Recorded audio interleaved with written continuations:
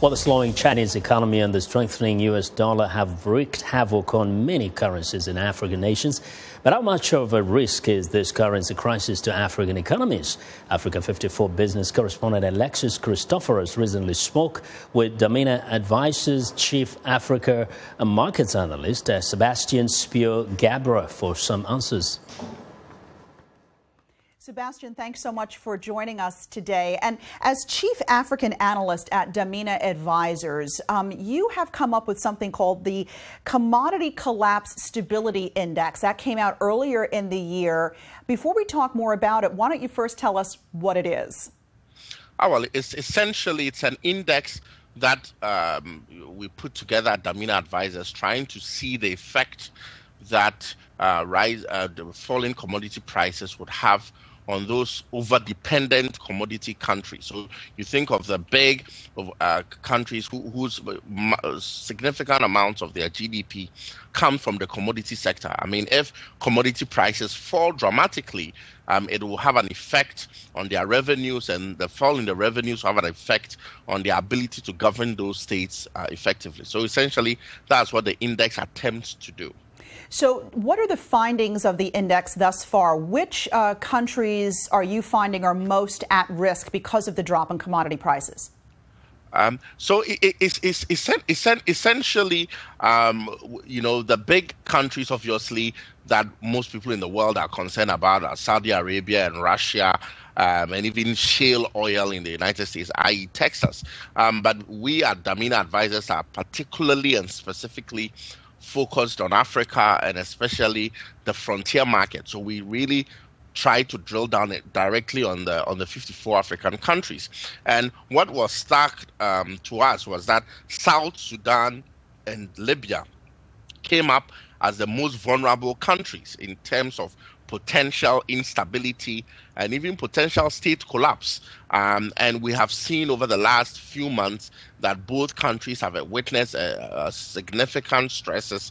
And in the case of Libya, I mean, Libya is particularly exacerbating the migration and refugee issues in Europe. So frankly, we listed all the countries, and South Sudan was number one in terms of potential for state collapse, Libya, and then Central African Republic, and then we go down to other countries. And almost all these countries have over almost 60% of their revenues coming from oil and energy. So is the answer here long-term diversification for these economies in order for them to survive? Yeah, part of it is diversification, clearly, but part of it is also, how to utilize these resources in such a way that when oil prices go down or go up, you survive. For instance, if you think of a country like Norway is almost as exposed to gyrations in oil prices as is Nigeria or as is Angola. And yet nobody thinks of Norway imploding because oil prices have collapsed. The reason is because the Norwegians have found a way of saving a significant chunk of their oil price or oil revenues during the good times, and have set up a very big sovereign wealth fund that invests in other sectors abroad, so that when oil prices go down, they have essentially a savings fund. And unfortunately, most of the African nations, because of their severe infrastructural deficits and budgetary problems, they haven't been able to save as much during the boom times. So what did your index find in terms of the healthier African nations with regards to commodities? Well, if we think of the index from the bottom, I mean, Ethiopia was one that stood out. Rwanda was another that stood out. Kenya was another of the big countries. Seychelles, Mauritius. Essentially, the countries that are clearly well diversified away from over-dependence on commodities, and these are the well-run countries. I mean, if one thinks of Rwanda, or one thinks of Mauritius, or one thinks of Seychelles, or one thinks of Kenya, they are relatively well-run. So there's also a high correlation between how well-run a country is.